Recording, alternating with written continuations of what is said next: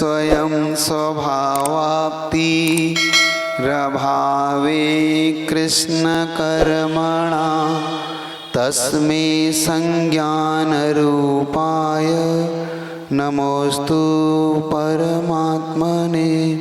बोली चिंतामणि पार्श्वनाथ भगवान की, आचार्य पूज्यपाद स्वामी महाराज की। चलेगा। कल अपना विषय चल रहा था यत्र भावा शिवम दत्ते दुर्वर्तनी। जिन भावों से यह जीव मुक्ति पा सकता है उन भावों से दो, यानी स्वर्ग पाना क्या कठिन है? नहीं। उन भावों से स्वर्ग पाना कठिन नहीं है।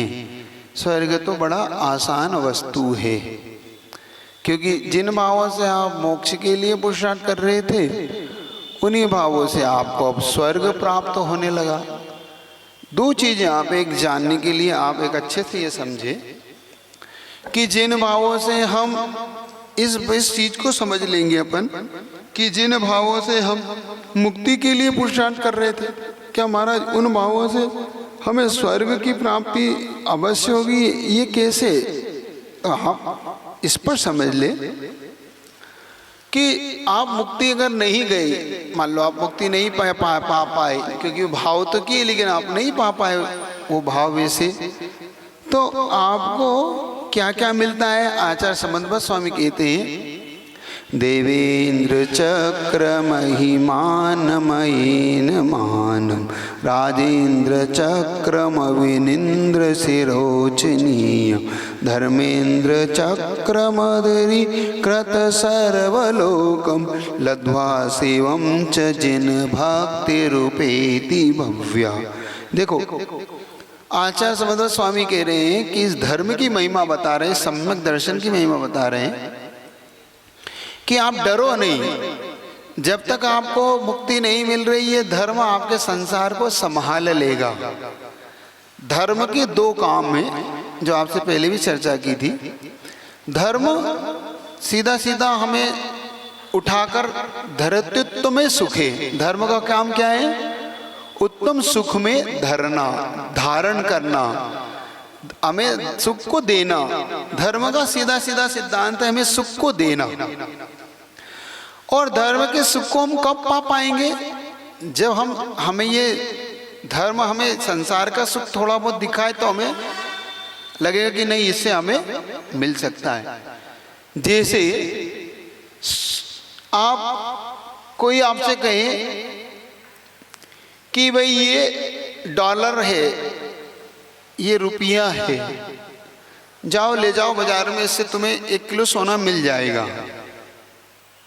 ठीक है, आपको ठीक भी 1 किलो सोना मिलता होगा, लेकिन फिलहाल आपके पास उस डॉलर का 10वां हिस्सा या 100वां हिस्सा आपके पास है या 1 रुपया है।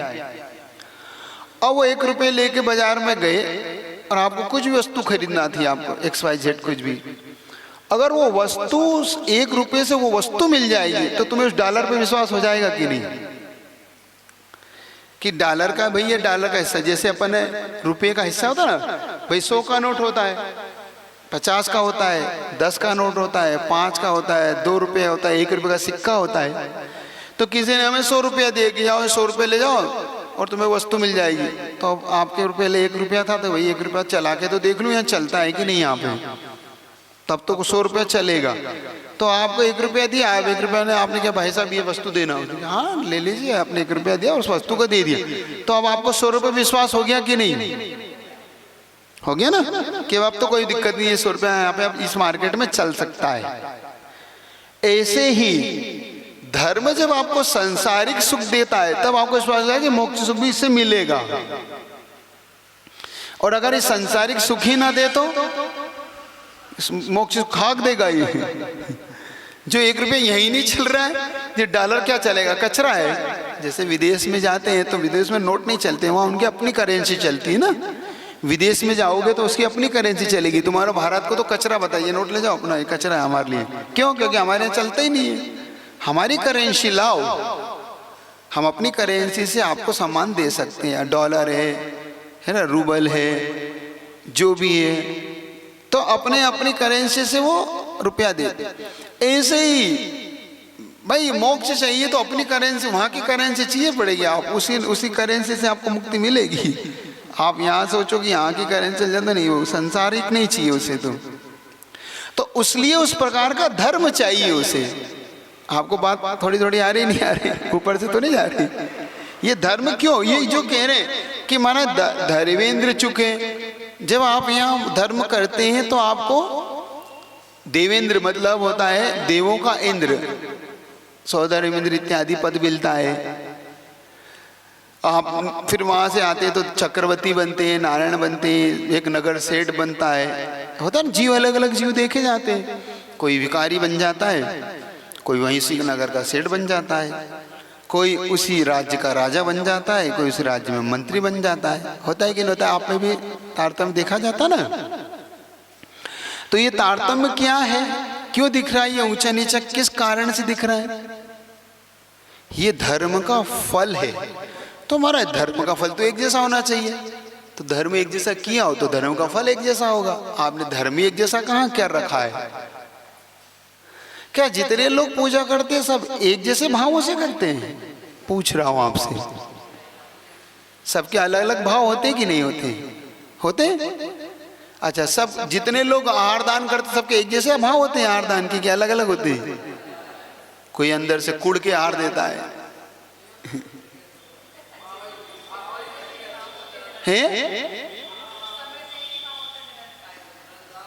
नहीं होते सबके भाव। मैं बता देता हूँ किसके कैसे कैसे भाव रहे, बता, आप पूछ लो ना। कुड़ के हार देता है, कुड़ता रहता है अंदर अंदर। जिसके हार नहीं होते ना, वो जब दूसरे घर जाता है ना, इनके ही होता है, हमारे यहाँ तो हार ही नहीं होता। लो मारा है अंदर से तो मन शुद्धि वचन शुद्धि काय शुद्धि बोल रहा है, तो उसका चेहरा बता रहा है कि क्या भाव चल रहा है इनका। अब महाराज आप तो हमारे क्यों आओगे,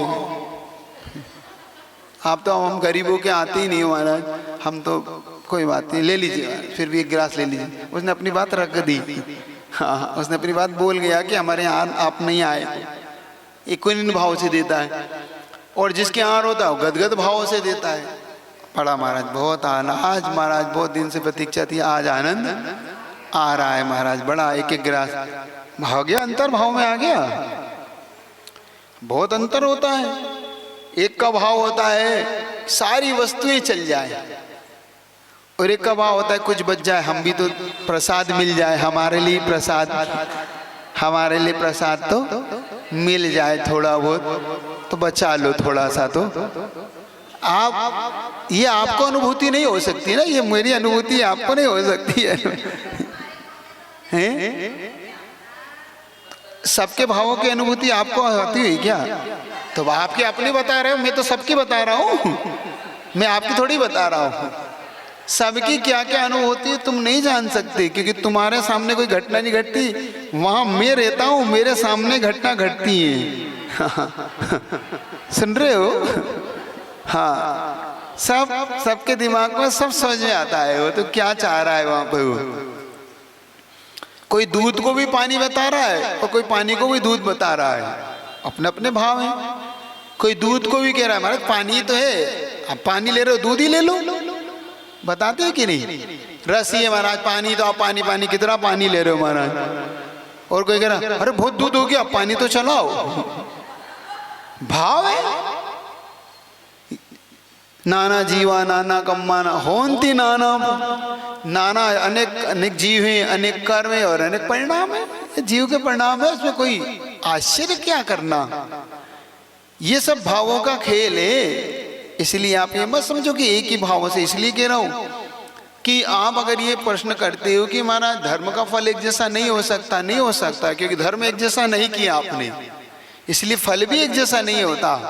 आप सब बैठे हो, किन किन भावों से बैठे हो आप ही जान रहे हो। यहाँ पे आप कोई पढ़ने के लिए बैठा है, कोई समझने के लिए बैठा है, कोई टेस्ट करने के लिए बैठा है कि महाराज कैसा पढ़ाते देखें तो चलते हैं आज एक दिन क्लास तो सुना है।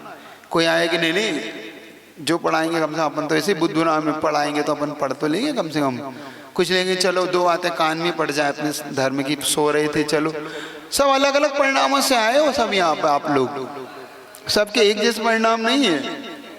हाँ, नहीं आए तो नहीं आए, कम से कम सुपयोग तो है। महाराज हाथ जोड़ के हम बैठे हैं, आप तो पढ़ाइए, हमें अच्छा लगता है, समझ में आता है। महाराज वो छोड़िए हमें समझ में आता कि नहीं आता, लेकिन हमें अच्छा लगता है कि कम से कम धर्म की दो बातें हमारे कान में जा रही हैं। ठीक है, बाकी शेष तो जीवन ऐसे ही बीत गया, तो कम से कम टीवी देखने से तो अच्छा बेटर ये है कि हम आपके धर्म की कोई एक आधी लाइन भी हमारे जीवन में आ जाएगी तो काम आएगी। इन भावों से बैठता है। तो अब सब जीवों के अलग अलग परिणाम होते हैं और लक्ष्य भी अलग अलग होते हैं। किसी का धर्म लक्ष्य होता है कर्म की निर्जरा, किसी का धर्म लक्ष्य होता है अपने व्यापार इत्यादि को लेके, किसी का धर्म का लक्ष्य होता है भाई मेरी शादी नहीं हो रही सो शादी हो जाएगी, किसी का लक्ष्य होता है पुत्र नहीं है तो पुत्र की प्राप्ति हो जाएगी, हमारे संतान नहीं है, किसी का लक्ष्य होता है कि चमचम चलो कम से कम हमारे लिए जो है सो हमें पता नहीं क्या है, हमें तो धर्म करना है। इन भावों के कारण परिणाम रिजल्ट में भी अंतर आ जाता है, ये याद रखना। हमारे यहाँ ये परिणाम, इसीलिए तो कहा था कि जो भाव है उन भावों को पकड़।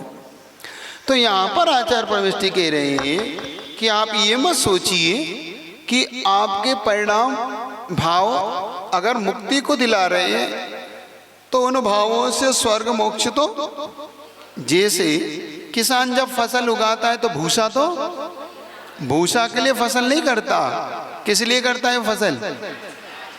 हाँ, ऐसे ही आपको धर्म किस के लिए करना है? मुक्ति के लिए। भूसा, ये संसार का भूसा तो मिल जाएगा, इस भूसे के लिए आप धर्म नहीं करना। पूछ रहे थे ना कल कि महाराज धर्म करने का लक्ष्य क्या होना चाहिए, निदान क्या होता है, ये तो यहाँ पर जो कहा जा रहा है विशेष तौर से, तो ये सब चीजें अपने आप प्राप्तव्य हैं। कुछ भी हो, इन चीजों से अपने आप ये मिलने जैसी चीजें हैं। तो जब तक आप मुक्ति नहीं जा रहे तब तक आप भक्ति करिए। क्या करिए? हाँ, आप खूब अच्छे से भक्ति करते रहिए, भगवान की भक्ति में अच्छे से लगे रहिए। ये भक्ति आपको परंपरा से मुक्ति दिलाती है। दो चीज होती है, एक साक्षात होता है, साक्षात मतलब डायरेक्ट, और एक थोड़ा सा घूम के होता है। मार्ग थोड़े से अलग अलग हो जाते हैं ना, कभी कभी मार्ग सीधा नहीं मिलता तो थोड़ा सा घूम के जाना पड़ता है। तो जब घूम के जाना पड़ता है तो मंजिल तक फिर भी पहुंचता है आदमी। और एक होता है सीधा सीधा मार्ग से मिल जाता है और सीधा सीधा चले जाता है तो मिल जाता है। तो ग्रस्तों का मार्ग घूम के है। कैसा है ग्रस्तों का मार्ग?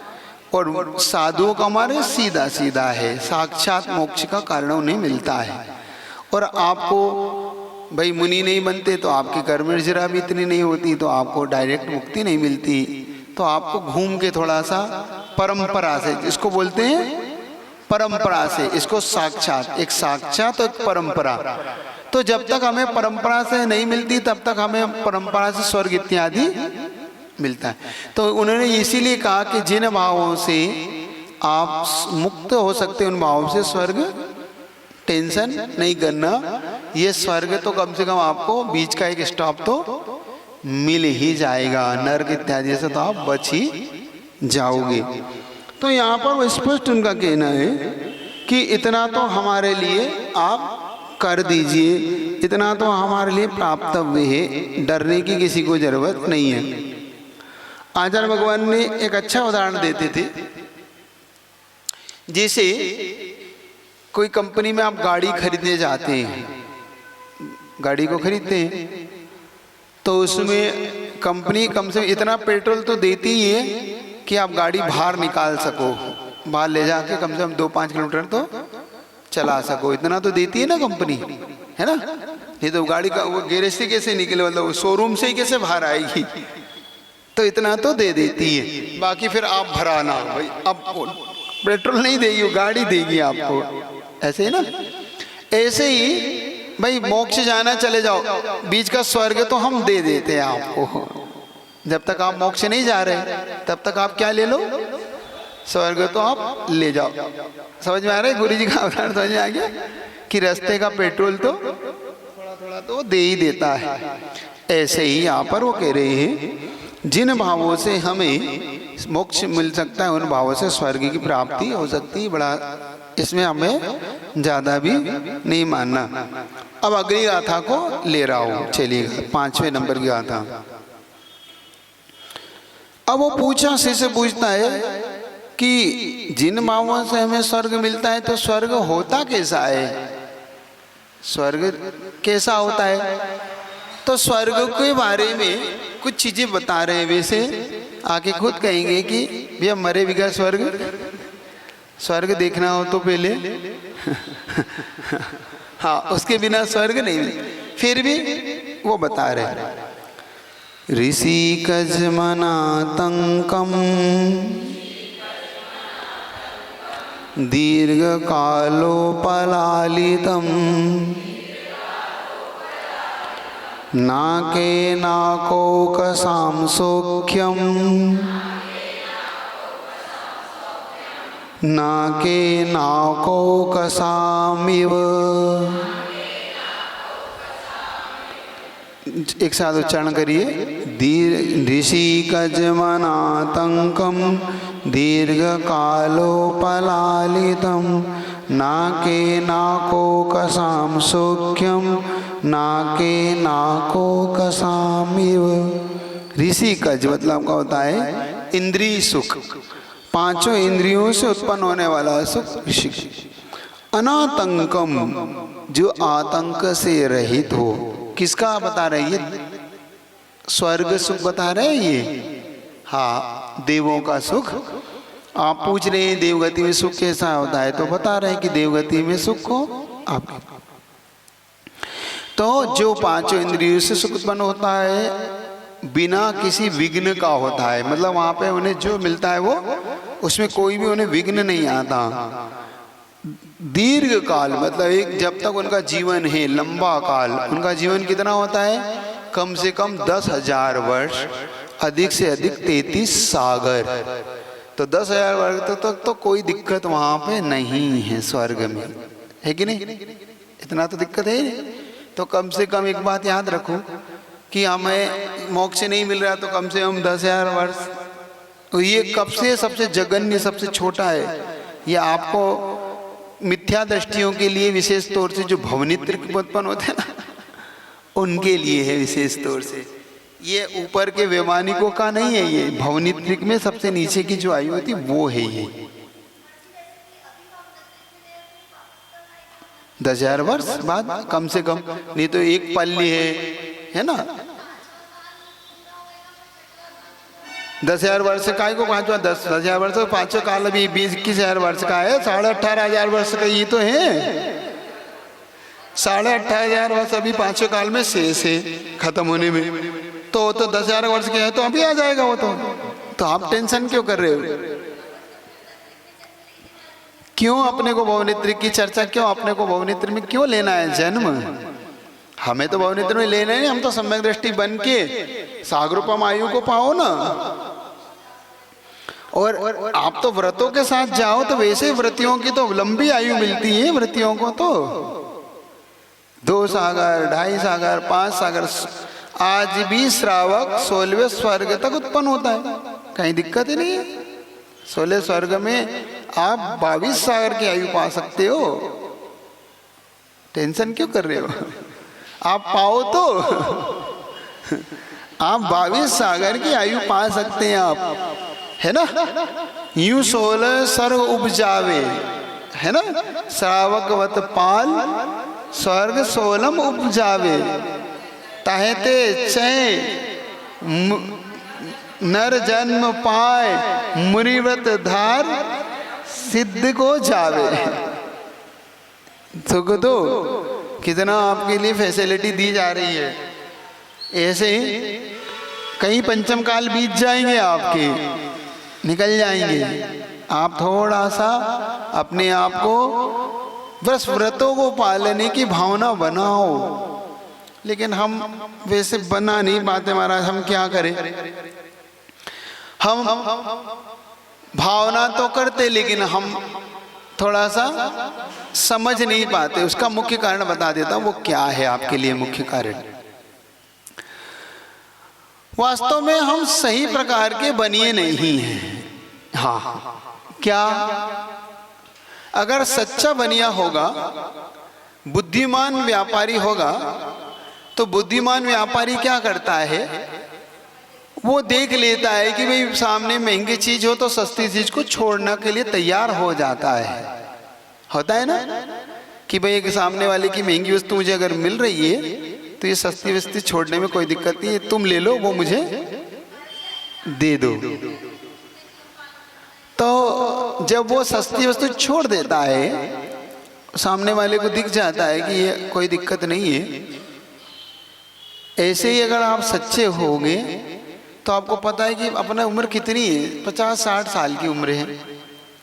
इस 50-60 साल की सुखी तो छोड़ना है अपने, और आगे तो पल्योपम सागरोपम आयु खड़ी हुई है। कितने फायदे हैं देखो तो, आपके व्रत नियम के फायदे तो देखो। आप इन व्रत नियम के फायदों को नहीं मानते, सिर्फ आपको अरे महाराज कैसे छोड़े, अभी हमारी तो उम्र ही क्या है, अभी तो 25-30 साल के हो, 35 साल 40 साल के हो रहे, 60 साल के हो रहे। आप देखो तो आपको छोड़ना क्या पड़ रहा है, कुछ भी नहीं छोड़ रहे हो आप। आपके कम से 25-30 साल की उम्र तो आप सबकी हो ही रही है, आगे 30-35 साल की उम्र बची हुई है आपकी, इससे ज़्यादा आपकी उम्र भी नहीं है, क्योंकि 60-65 साल वाला सब टैम बोल जाना है। सारी गाड़ियाँ यहाँ से रवाना होना है, क्योंकि भारत में एवरेज आयु 60 साल है।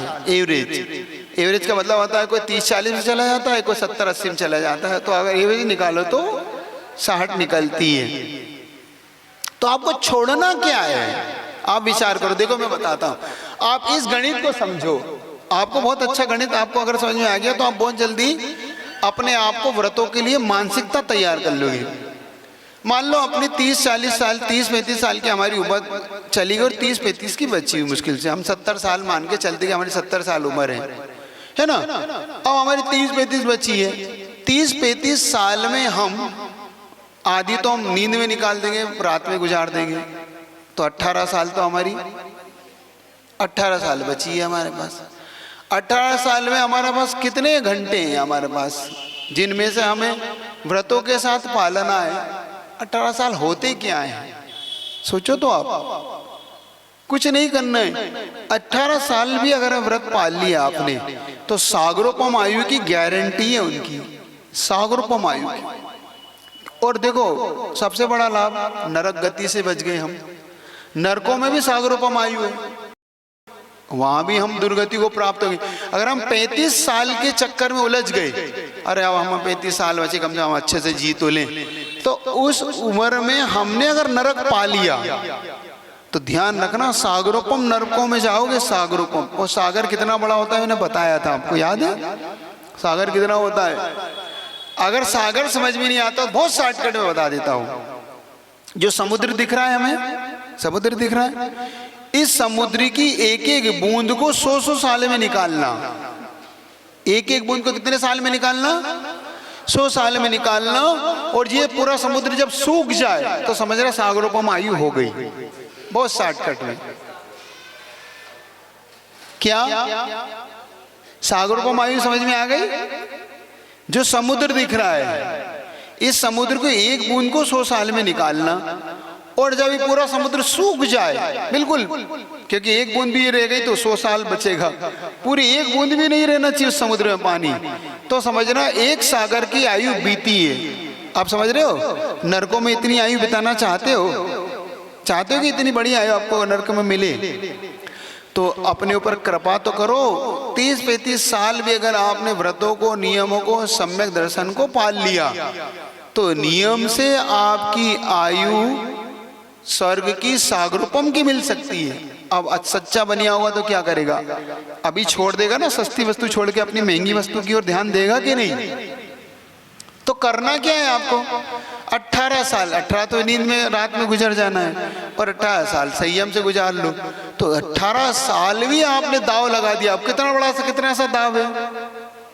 सागरोपम के सामने क्या दाव है? कुछ भी नहीं। और 18 साल में हमने अच्छे से व्रतों के साथ पाल लिया तो कहो हम तिर्यंचों की आयु से बचेंगे।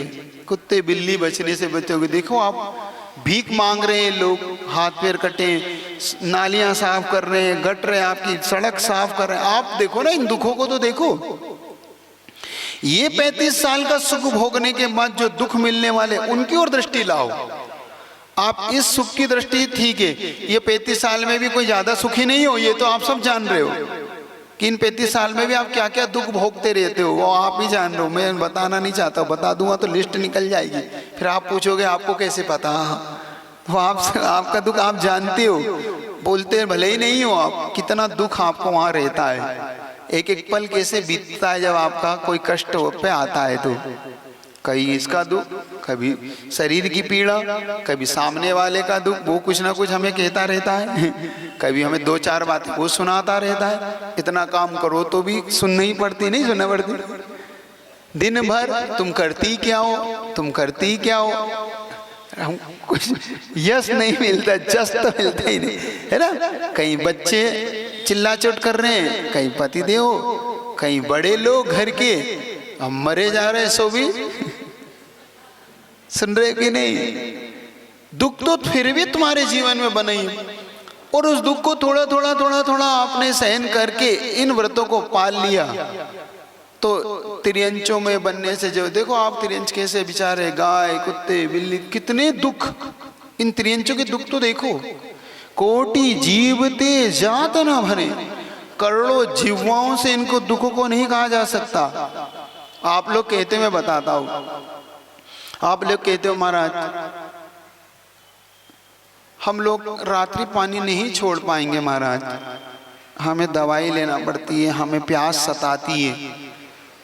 यहां से जब तिर्यंच में जाता है व्यक्ति या जीव आत्मा, तब आपको पता है जब अकाल पड़ता है, अभी लातूर तरफ आकर पड़ा था 2-3-4 साल पहले महाराष्ट्र में, वहां पे गायों को तिलक लगा लगा के छोड़ दिया उनके मालिकों ने, और वो गायें कंठ सूख सूख के मरी हैं वो गायें, क्योंकि पानी ही नहीं था। पूरे लातूर में उस तरफ पानी नहीं था महाराष्ट्र, और ऐसे तड़प तड़प के सड़कों पे तड़प तड़प के मरी। कोई पानी पिलाए कहां से, है ही नहीं पानी, मनुष्य को नहीं मिल रहा, उन्हें कौन देगा। और ऐसे जिह्वा निकाल निकाल के अपने मुंह को चाट चाट के प्राणांत हो गए। सोचो हमें ऐसे तो नहीं रात का ही छोड़ रहा है, हमको दिन का थोड़ी छोड़ रहे हैं। ऐसे प्राणांत होते तिर्यंचों में, जब वो उनको हाथ पैर उनके कट जाते हैं, पिट जाते हैं, देखो सड़कों पे कैसे पड़े रहते हैं। जब उन्हें स्लेटर हाउस में काट दिए जाते हैं, उन्हें गरम गरम पानी छोड़ा जाता है, उनके 400 डिग्री गरम।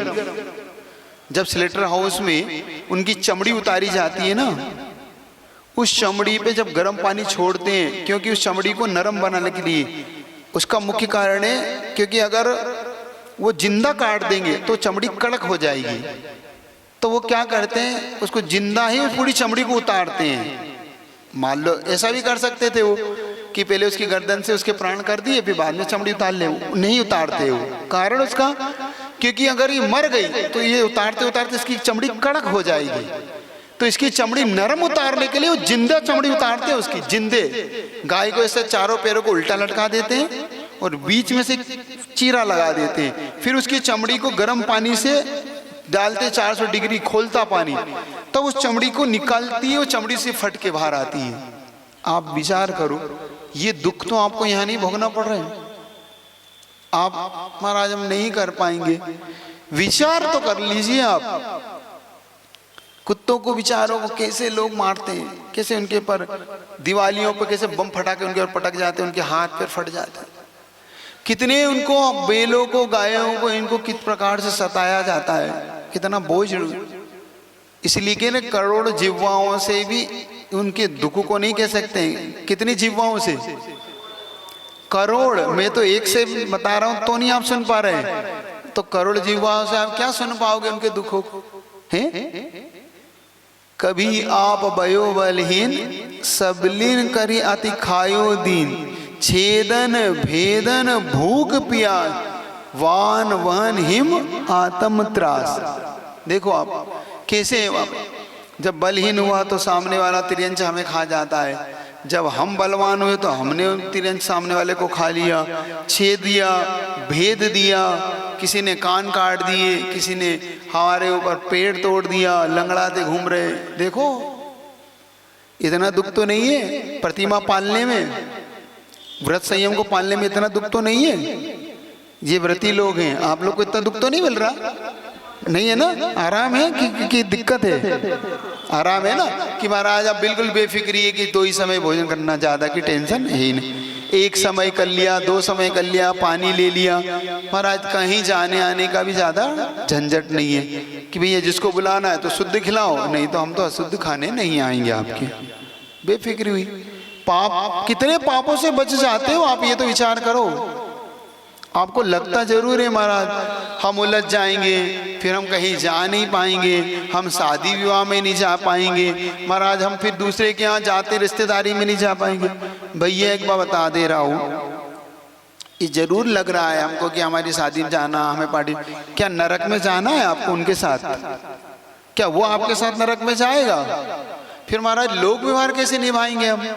लोक व्यवहार निभाओ ना, निभाने का मना नहीं कर रहा हूँ भाई। बच्चों को भेजो, नहीं बच्चों को भेज दो कि बेटा, और उनसे कह दो कि भैया देखो अब हम प्रतिमाधारी हो गए हैं, अब हमारा आना जाना थोड़ा कम होगा, क्षमा कर देना हमें आप, और हम आपके यहाँ अलग से आ जाएंगे। उनके यहाँ 2 दिन बाद चले जाओ, 4 दिन बाद चले जाओ ना उनसे मिलने। जैसे मान लो आपके रिश्तेदारी यहाँ से भोपाल में है, अब उनकी यहाँ शादी है तो आप महाराज आपको आना पड़ेगा, और मान लो मुख्य एकदम बढ़िया पक्की रिश्तेदारी है, तो भैया मेरी प्रतिमा है, मैं आपके 4 दिन बाद पक्का आऊँगा, अब बस आप शुद्धि के भोजन की तैयारी रखना, क्योंकि भैया देखो या तो फिर मैं शुद्ध भोजन की सामग्री लाऊंगा सीधे। हाँ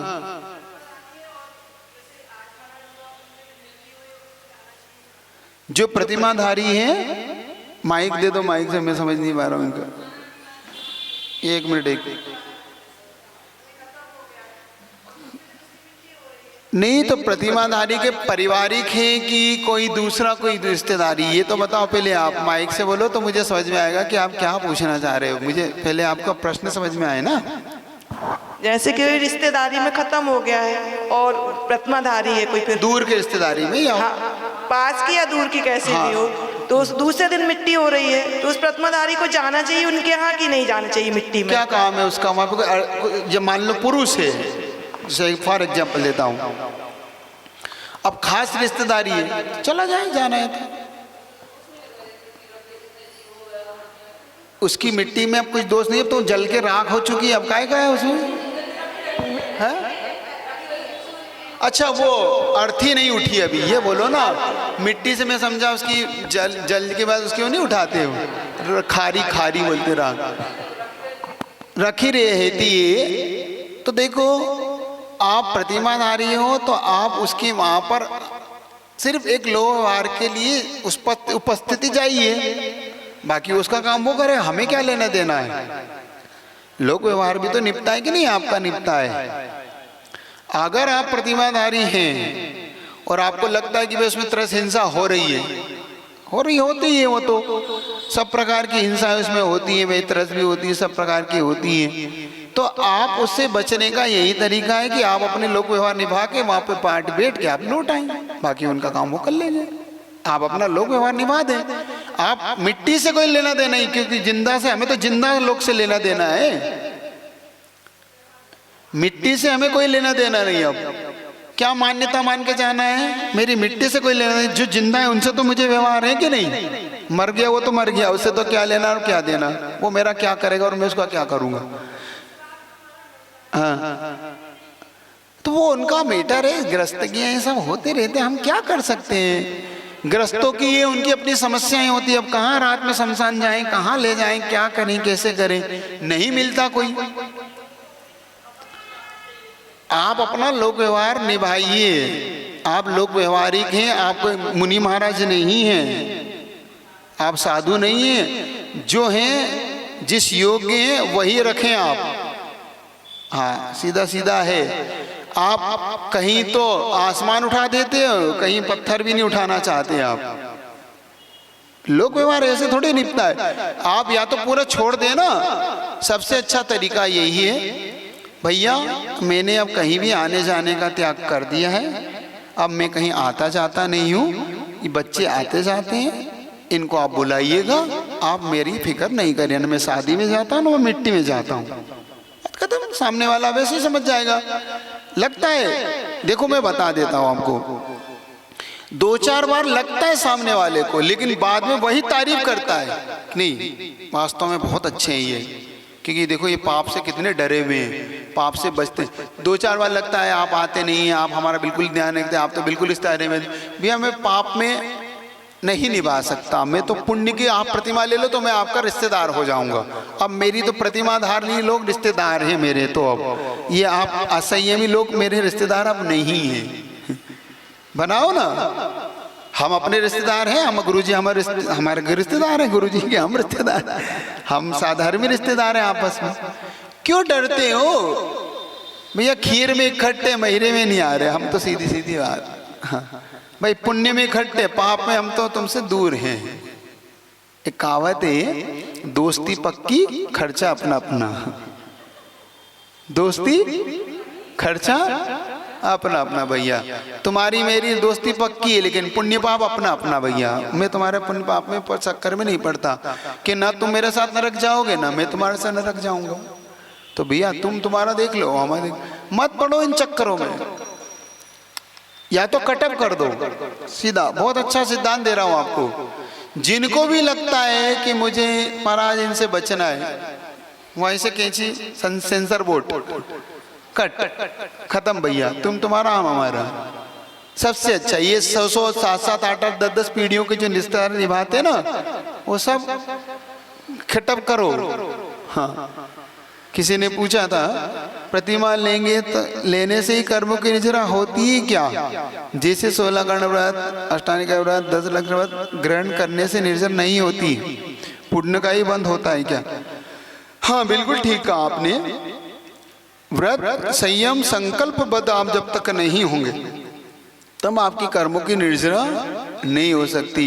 पता दिया था एफडी वाला उदाहरण याद रखना।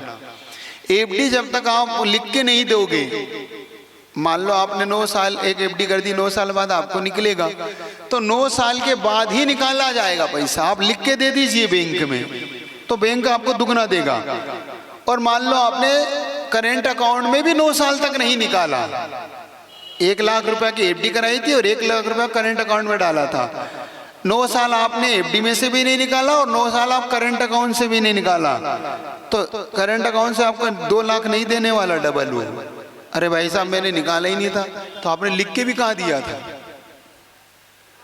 लिख के देना पड़ता ना कि ये मैं एफडी करा रहा हूँ। आप लिख के दे दे कि मैं नुकसान नहीं निकालूंगा, मैंने तो नहीं निकाला था, तो आपने नहीं निकाला, ये आपकी मजबूरी थी। आप कल से आ जाते तो मुझे तो देना पड़ते। मान लो करेंट अकाउंट में आप बैंक में चले जाते कि भाई 1 लाख रुपए निकाले, तो उससे तो देना ही था, क्योंकि ये तो करेंट अकाउंट है। समझ रहे हो? ऐसे ही जब आप प्रतिमा ले लेते हो तो आप संकल्पबद्ध हो जाते हो, उन पापों से आप छूट जाते हो। आचार्य समद्भक्त स्वामी कहते हैं जितने जितने आपने संकल्प लेके पापों को त्याग कर दिया, उतनी उतनी आप मुनिवत हो गए। देखो तो आप क्या हो गए? क्या हो गए आप? मुनि के समान। ये शब्द दिया है वहां पे। बात आपको पकड़ में आ रही नहीं आ रही? हाँ कर दिया, वो यम रूप में कर दिया आपने। वो पुण्य का आश्रय करा रहा है आपको। नहीं, उतने संविधि पाप छूट गए। हाँ वो तो कहने के लिए भक्ति है वो। भक्ति ही है। तन संस्तवेन भव संतति सन्निबद्धम पापम क्षणाक्षय मुपेति शरीर भाग अक्रांत लोक मलिनील मशेष मासु सूर्यांशु भिन्न मिव सारवर मंधकारम। उन्होंने कहा है भगवान, आपके संस्तवन, आपके स्तवन मात्र से अगर स्तवन मात्र से कट जाते तो कौन मुनि बनता? ये बाल बोधाय कहते थे, ये आप बच्चों को राजा बेटा हो मेरे, आप राजा नहीं हो। भिखारन भी अपने बेटे को राजा बेटा ही कहती है, वो राजा नहीं हो जाता, वो भिखारी का ही बेटा है। ये घटना है उसकी, समझ रहे हो कि नहीं? तो वो हे भगवान आपकी स्तुति मात्र से कट जाती हैं, ये कहलाती गुणस्तोकम सदुल्लंघ्यम। हे भगवान आपके गुणों की स्तुति करने से ये होता है, ये होता है, ये होता है। बिल्कुल ठीक है, होता तो है, लेकिन पुण्य का आश्रय होता है। कर्म की निर्जरा अलग वस्तु है। संचय कर्म का अभी अपने एक पार्ट पूरा चलाएंगे अपन उसे, उसमें आप कर्म की 10 अवस्थाओं को एक एक चीज समझना, बहुत अच्छा उसका विषय की चर्चा अपन करेंगे। सुबह 15 दिन उस पे विषय पे अपन इसी कर्म पे ही, सिद्धांत पे ही पूरा एक एक चीज समझने लायक है वो, हैं? हाँ, तो करना ही है आपको, धीरे धीरे सबको याद करना है एक एक चीज, है ना? तो यहाँ पर जो कर्म की निर्जरा है वो संकल्प से, किससे है ये याद रखना। तो प्रतिमा लिए बिना आपकी कर्मों की निर्जरा नहीं हो सकती, नहीं होगी, नहीं होगी। तत्संबंधी पाप का बंध नहीं होगा, बस ये फायदा है। क्या? तत्संबंधी पाप का बंध नहीं होगा जो आपने ले लिया, लेकिन उस संबंधी पुण्य का आश्रय नहीं हो सकता जो आपने नहीं लिया। अहिंसा महाव्रत का पालन कर लिया था चांडाल ने, हो गया चांडाल, उसको क्या क्या भस्मीभूष देह से, भस्मी मतलब भस्म से डूबे, अंगार के समान कहा है उसे। अभी वो सम्यक दृष्टि नहीं है, क्योंकि देहकृत, अभी उसकी देहकृत और उसके व्रतकृत अभी, क्योंकि बाकी दिन तो हिंसा कर रहा है वो, मात्र 14 का छोड़ा है उसने।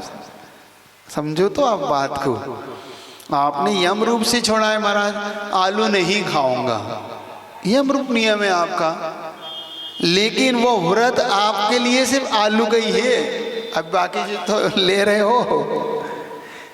ऐसे ही महाराज रात्रि का त्याग अच्छा है, तो रात्रि संबंधी पाप का त्याग का हुआ, अभी दिन के संबंधी बाकी है। हाँ, अन्न का त्याग, अन्न खाएंगे तो अलग बात है भैया। नमस्ते महाराज जी।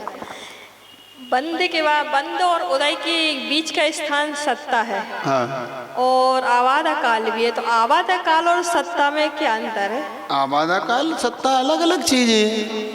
आबादा का सत्ता का मतलब होता है कर्म को हमने जो ग्रहण किया था, जो हमने कर्म को ग्रहण किया था उसकी जो हमने स्टॉक किया है जहाँ पे कर्म का, उसको सत्ता बोलते हैं।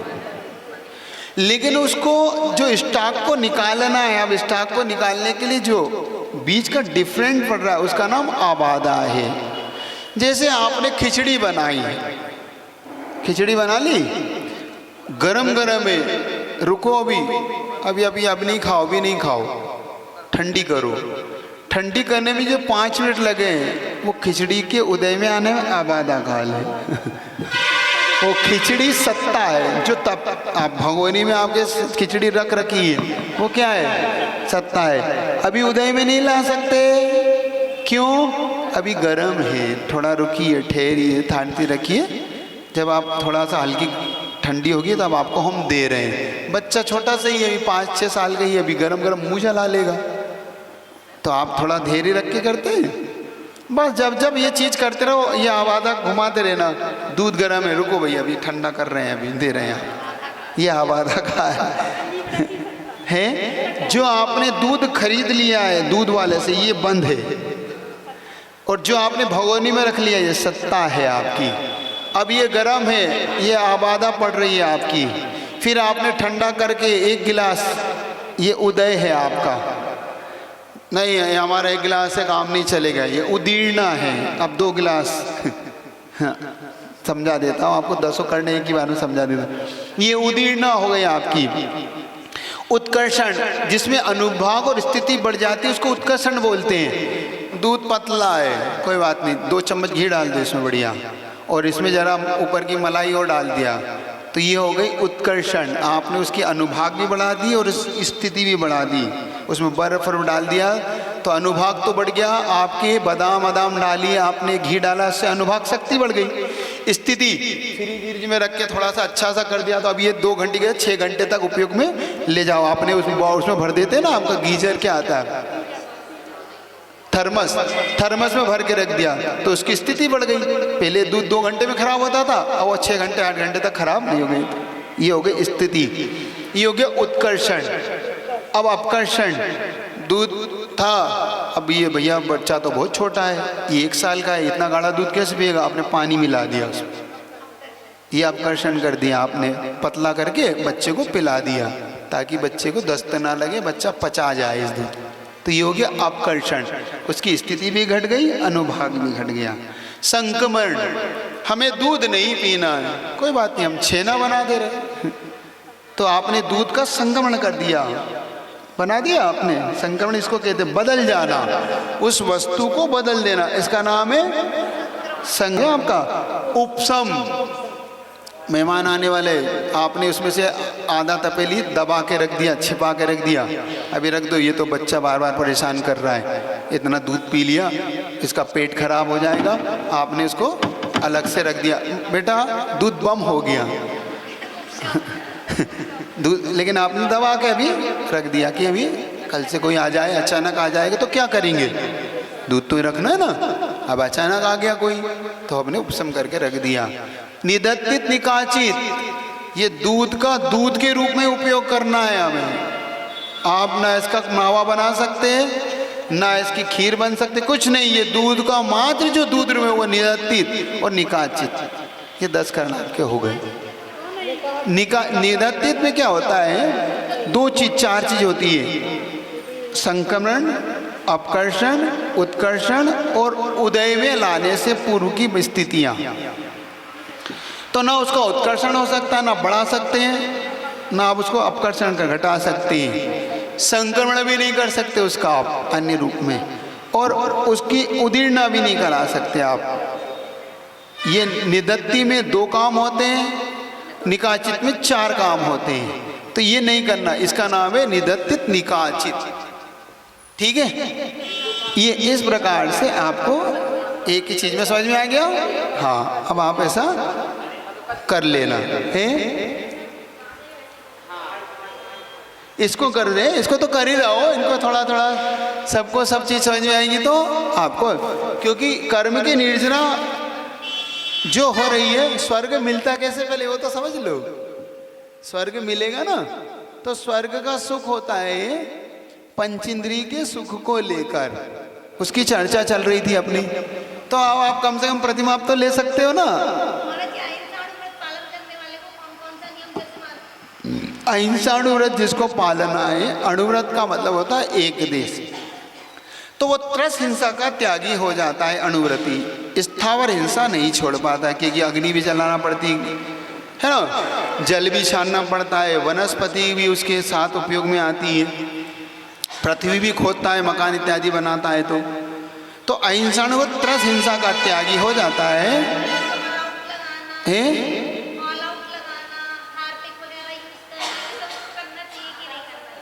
देखो 4 प्रकार की हिंसा होती है, उद्योगी हिंसा, आरंभी हिंसा, विरोधी हिंसा और संकल्पी हिंसा।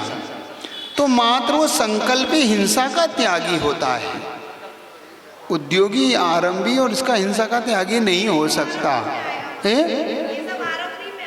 वो समझदार होता है, उसे पहले पता है कि भाई मुझे मच्छर यहाँ पैदा होंगे, कब होंगे, शाम के 6-7 बजे बाद, तो पहले से ही सारी व्यवस्था कर लेता है वो कि मच्छर ही ना हो तो मुझे हिंसा ही नहीं होगी, तो उससे पहले उपयोग कर लेता है उन चीज़ों का। झाड़ू लगा लेता है, भाई ये फैल गया है तो यहाँ चींटियाँ हो जाएगी, तो उससे पहले समेट लेता है, बाद में चींटियाँ आती नहीं है, तो जो जितना भी करता है वो पहले कर लेता है। त्रस हिंसा को बचाना है ना उसे। अगर मान लो कोई 2 प्रतिमाधारी है, उनको नहीं करेगा तो भारी हिंसा का दोषी हो जाएगा। एक बात ये देख लेना, मान लो मैं तो 2 प्रतिमाधारी हूँ, मैं साफ सफाई करूँगा तो सब मरेगा, तुम वहाँ कचरा उत्पन्न करके उससे 10 गुना हिंसा कर लोगे, करना नहीं चाहता वो, लेकिन उसमें जीव ना हो इसलिए वो व्यवस्था बनाता है। वो पहले से ही वो चींटी ना हो ऐसा वो काम करेगा ना वो। आप समझ तो लो पहले, ये उसका लक्ष्य हिंसा करना नहीं है, उस हिंसा से बचना है। एक चींटी होने के बाद हिंसा, एक चींटी होने से पहले ही उसकी अहिंसा से काम कर लेना। तो समझदार तो पहले ही काम कर लेगा, क्यों करेगा बाद में। बात की गारंटी मैं क्यों लूँ आपकी, आप जानो आपकी हिंसा कर। ठीक है, चलिए इस प्रकार से तो थोड़ा थोड़ा आप समझ गए ना। अब तो समझ गए कि नहीं? कम से कम आप लोग पीछे वाले जो सो रहे हो, जाग रहे हो, जो भी कर रहे हो तो कम से कम अब तो समझ रहे हो कि नहीं कि कम से कम हमारा जीवन बहुत ज़्यादा हमारे लिए बहुत बड़ा नहीं है। हमारे पास बहुत छोटे जीवन में हम बहुत बड़ा दाव है, बहुत बड़ा दाव है हमारे पास। और अगर ये भोग लिया तो फिर नरक को भोगने के लिए भी अपनी तैयारी है। देख लो अब आप क्या, एज यू लाइक, आप क्या चाहते हैं आप लोग, जल्दी बता दो। इस 35 साल को सुख से बिताकर सागरोपम नरक में बिताना, कि इस 35 साल को व्रतों में बिताकर सागरोपम स्वर्ग में बिताना? जल्दी से। ओ आवाज को गड़बड़ हो रही, क्या चाहेंगे आप? कौन सा दाव खेलना चाहेंगे आप? है स्वर्ग वाला ना? तो मैं अब ऐसा मान के चलता हूँ कि आप सब अब व्रतों नियम को लेने की अपनी कम से कम मानसिकता बना लेंगे, है ना? बना ही लेना चाहिए, समझदार तो यही है। और फिर भी अगर नहीं बना पा रहे हो तो जल में मीन प्यासी मुझे सुन आवे। अब जल में रह के भी प्यासे रह जाओ तो रह जाओ, उसके बाद तो ऐसी लाएगी, आप क्या कर सकते हैं। हाथ में आया हुआ रत्न कभी उड़ाने में लगा दो तो लगा दो, हाथ में है चंदन भस्म बनाने में लगा दो तो लगा दो। आपका अच्छा है, आपके पास है, आपका चंदन है, उसमें तो कोई क्या कर सकता है। आप मालिक है अपने चंदन के देख लेना।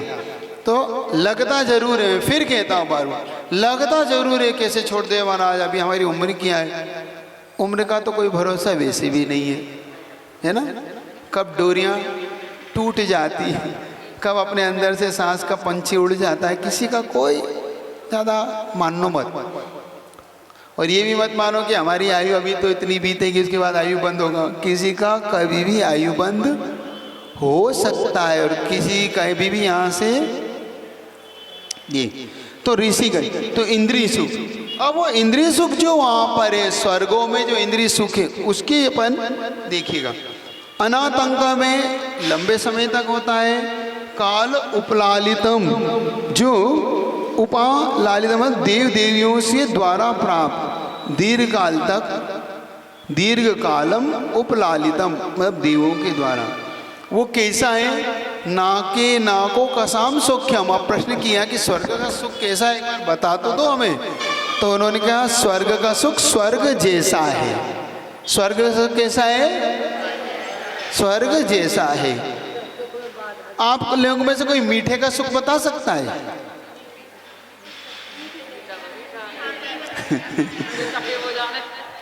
आप में से कोई मीठे का सुख बता सकता है? मीठा कैसा होता है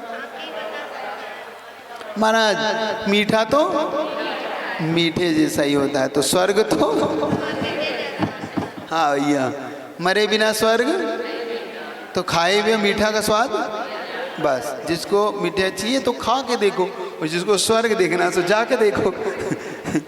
भाई आप पूजपा स्वामी सीधा सीधा कह रहे हैं, जिसको मीठा का स्वाद चाहिए वो, और जिसको स्वर्ग का स्वाद चाहिए वो जाके देखो, सीधा सीधा। यहाँ स्वर्ग कैसे बताई?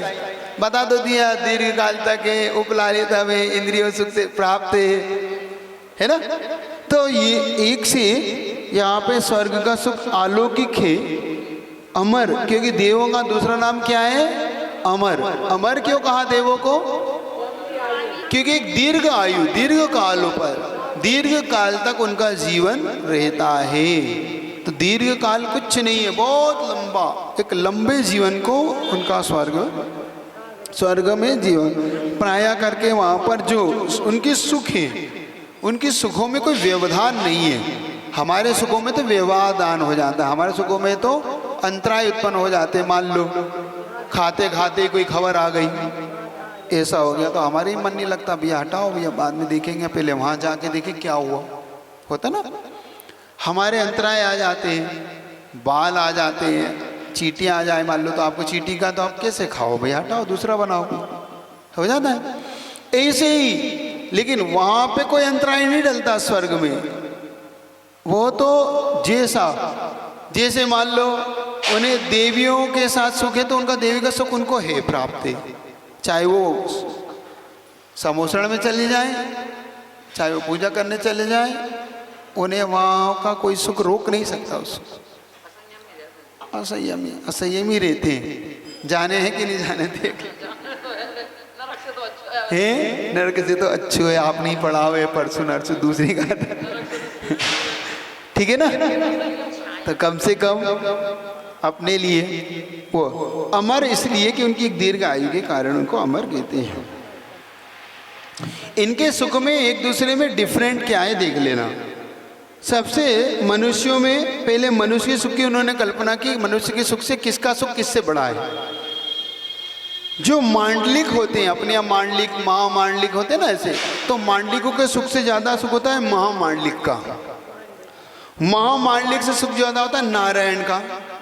नारायण से बड़ा सुख होता है प्रतिनारायण का। प्रतिनारायण से अधिक सुख होता है बलदेव का। बलदेव से अधिक रहा तो चक्रवर्ती का, और उससे बढ़ के होता है तीर्थंकरों का। ये हो गया कर भूमि के अपेक्षा से, कर भूमियों में सुख एक दूसरे से। फिर भोग भूमि में इससे ज़्यादा सुख होता है जगन्य भोग भूमि में, उससे ज़्यादा सुख होता है मध्यम भोग में, और उससे ज़्यादा सुख होता है उत्कृष्ट भोग भूमि। उत्कृष्ट भोग भूमि के सुख से ज़्यादा होता है व्यंतरों भवनवासियों का सुख।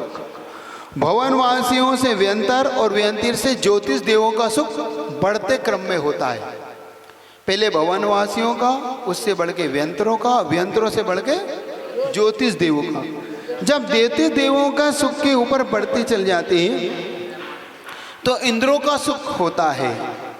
इंद्रों में फिर उनकी 10 प्रकार के जो भेद होते हैं, उनमें से इंद्रों का सुख, इंद्रों से ऊपर आप चलोगे 16 स्वर्ग से पता अधोग्रीवक, उससे मध्यम ग्रीवक, उससे ऊपरी ग्रीवक में जाओगे तो सबसे ऊपर, उससे पहले नवोदिश, और अंत 5 अनुत्तर विमानों में सबसे ज़्यादा सुख होता है।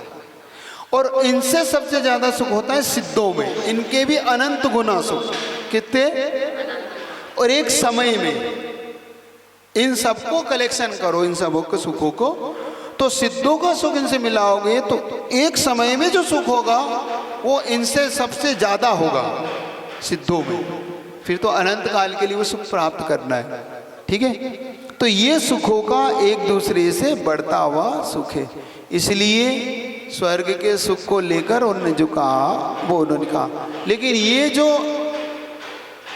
सांसारिक सुख है, जितना भी सांसारिक सुख है, ये सब नाश को प्राप्त होने वाला है। किसको प्राप्त होने वाला है, ये याद रखना। ये सुख नहीं है, सुखाभास है। क्या है ये इसकी चर्चा आप कल करेंगे, आपकी 4 बज रही। तो इस सुखाभास को लेके कल थोड़ी सी चर्चा करेंगे, फिर आगे आपके बढ़ेंगे। इस प्रकार से ये आपकी क्लास